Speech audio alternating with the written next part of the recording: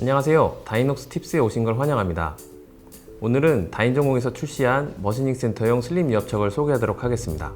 우선 유압척에 대한 소개와 사용 목적에 대해 소개해드리고 제품 개봉 리뷰 그리고 가공 결과치에 대해 비교해 보도록 하겠습니다. 슬림 유압척을 소개시켜드리기 전에 유압척이라는 개념부터 간단히 설명드리는 게 좋을 것 같네요.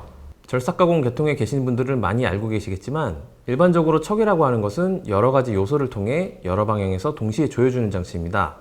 이 중 유압척은 유압의 힘을 이용해서 공구를 체결하는 척입니다. 유압척은 작은 렌치만 있으면 편리하게 체결할 수 있어서 작업하시는 엔지니어의 피로도를 줄일 수 있고요. 고정밀 작업이 가능해서 숙련자와 일반 작업자의 가공 치수 차이를 최소화할 수 있습니다. 유압척을 사용 중이시거나 유압척 사용을 고민하시는 분들은 주변에서 이런 얘기를 들어보실 수도 있어요. 유압척은 파지력이 약하다. 사실 유압의 힘은 작은 게 아닙니다. 포크레인 아미나 불도저 헤드, 로봇 등 중장비의 주요 부위를 가동할 수 있는 원리가 유압이라는 걸 생각하시면 유압의 원리로 작동하는 기계구 구조가 큰 힘을 발휘할 수 있다는 것을 이해하실 수 있을 것 같습니다. 다인전공의 슬림 유압척은 다이녹스 슬림 하이드러릭 엑스펜션 척의 약자를 조합하여 DHS라고 합니다. 슬림 유압척은 말 그대로 체결부가 슬림한, 즉 얇은 유압척을 말하고요. 자, 이게 일반적인 유압척인데요. 대부분의 유압척은 유압의 압력을 유지하기 위해 이와 같이 두꺼운 형태로 되어 있습니다. 따라서 일반 유압척은 구조적으로 가공 시 간섭이 발생하게 됩니다. 일반 유압척과 똑같은 가공 성능을 발휘하면서 간섭에 대한 제약이 없도록 개발한 제품이 바로 DHS인 슬림 유압척입니다. 길고 얇아진 형상에도 일반 유압척과 동일한 유압 성능을 가질 수 있도록 개발되었고 GU 6.3 기준 발란싱 작업으로 고속 가공이 가능하며 간섭에 대해 제약이 최소화되어 일반 가공은 물론이고 오축 가공 등 어려운 가공에도 사용이 탁월한 제품입니다. 자, 제 앞에 다양한 사이즈의 슬림 유압척과 옵션으로 적용 가능한 제품들이 있습니다. 먼저 슬림 유압척을 보실까요?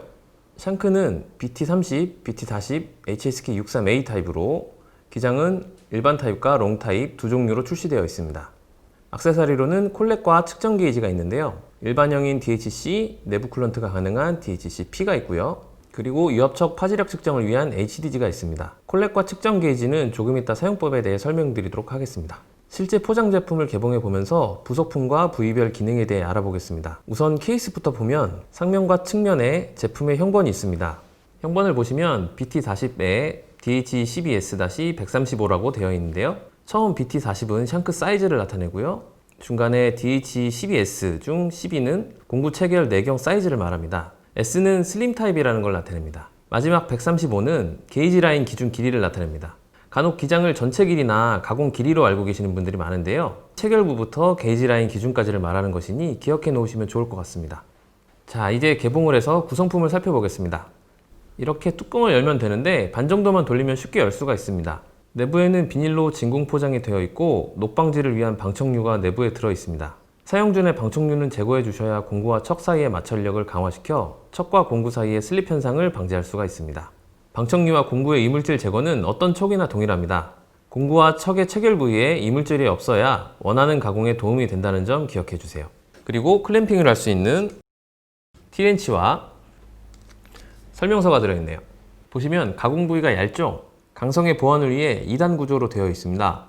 끝부분에는 공구 최소 삽입 깊이가 마킹되어 있고 중간 부분에는 체결 렌치 사이즈와 밸런싱 기준, 그리고 최대 사용 RPM이 표시되어 있습니다. 사용 RPM과 렌치는 척 사이즈에 따라 조금씩 차이가 있으니 제품에 마킹된 표시를 통해 참고하실 수 있습니다. 슬림한 형태를 통해 오축 가공이나 깊은 가공 부위 가공에도 안정적인 가공이 가능한데요. 테이퍼 각도는 3도로 되어 있습니다. 중간에 보시면 체결을 위한 스크류가 있습니다. 이 부분을 돌리면 유압이 체결부로 올라가 내부를 조여줘서 공구를 잡아주는 파지력이 발생하게 됩니다. 이 부분은 유압의 빠짐을 방지하기 위한 구조로 여기가 훼손되거나 떨어지면 유압 오일이 유출되어 파지력이 저하되거나 할 수 있기 때문에 실링이 파손되지 않도록 주의하셔야 됩니다. 다만 파손되었다 하시더라도 수리가 가능하니 훼손되더라도 걱정하실 필요는 없습니다. 자, 그럼 왜 다른 툴보다 비싼 슬림 유압척을 사용해야 하는지 이유가 궁금하실 수 있으실 텐데요. 혹시 알고 계신가요? 깊은 구간에 가공이 있으실 때 이런 세팅으로 조립하셔서 사용하시는 경우가 많으실 텐데요. 우선 롱타입 엔드툴은 가격이 비쌉니다. 그래서 보통 생산원가 절감을 위해서 롱타입 엔드밀보다는 스트레이트형 제품을 중간에 체결해서 사용하시더라고요.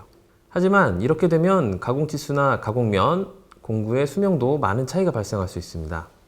자, 그럼 왜 슬림 유압척을 사용해야 하는지에 대해서 공구를 가지고 비교해 보겠습니다. 짧은 척의 롱타입 엔드툴이나 연결척을 통해 공구를 사용하게 되면 런아웃이라고 하는 축의 중심 차이가 여기부터 발생하게 됩니다. 거기에 중간에서 체결된 홀더와 공구의 누적 공차까지 더해지기 때문에 가공 후의 치수 편차는 더욱 많이 발생하게 되죠. 여러 가지 방법 다 여러 번의 세팅을 통해 런아웃을 조정하면 사용은 가능하지만 가공 후 결과치에는 분명한 차이가 있습니다. 사실 이러한 형상의 툴은 슬림 엽척만 있는 건 아닙니다.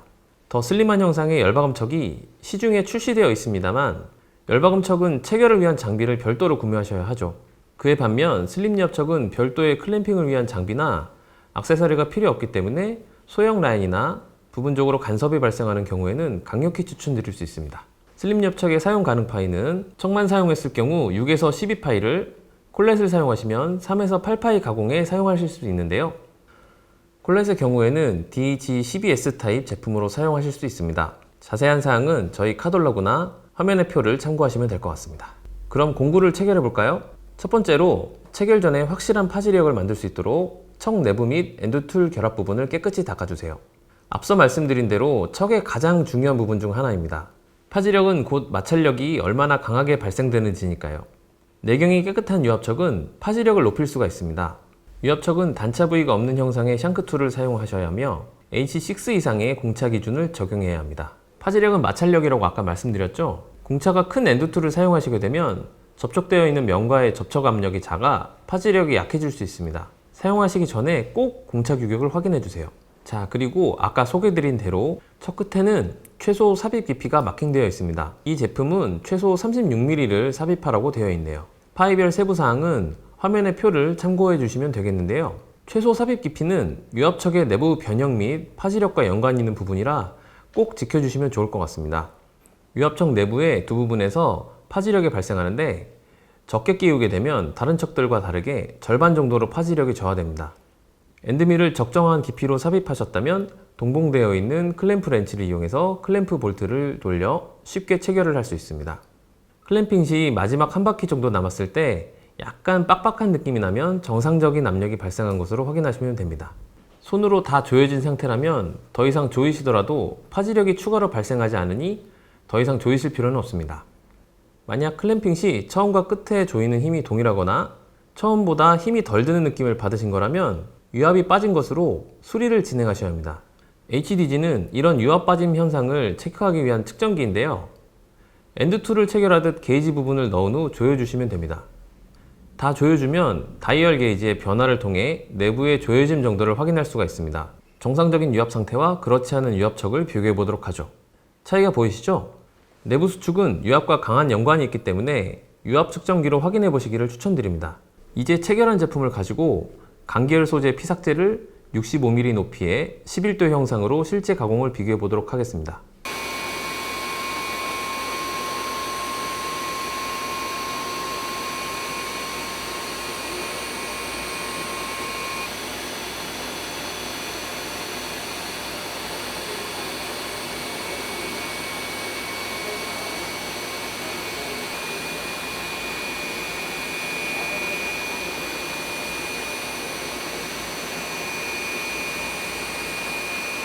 슬림 엽척, 밀링척, 콜렛척의 순서로 가공면의 면조도를 측정해 본 결과 슬림 엽척이 정밀도가 높은 걸 확인할 수 있습니다. 오늘은 다인전공 슬림 엽척에 대해 알아봤습니다. 도움이 되셨나요?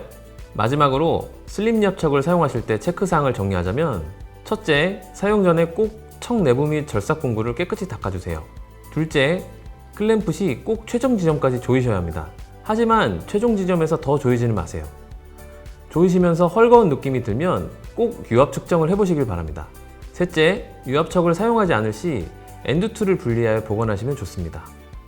유압이 계속 차 있다 보면 내구성에 영향을 미칠 수 있습니다.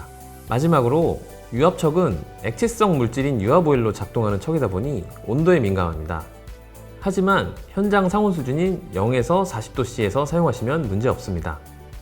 만약 겨울철 외부에 보관하시거나 현장의 온도가 0도씨 이하라면 사용 시에 20도씨 실온에서 3시간 이상 보관 후 사용하셔야 합니다. 기억해 주세요.